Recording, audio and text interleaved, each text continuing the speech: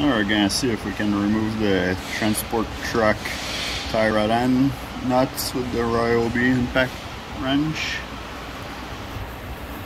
First we'll take the cutter pin off. Now that the cutter pin is off, we'll try the gun in setting 3.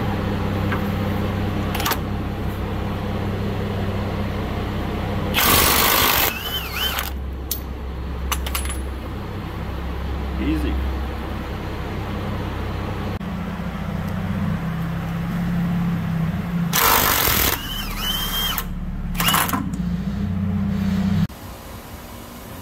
So that was a 33 mil knot.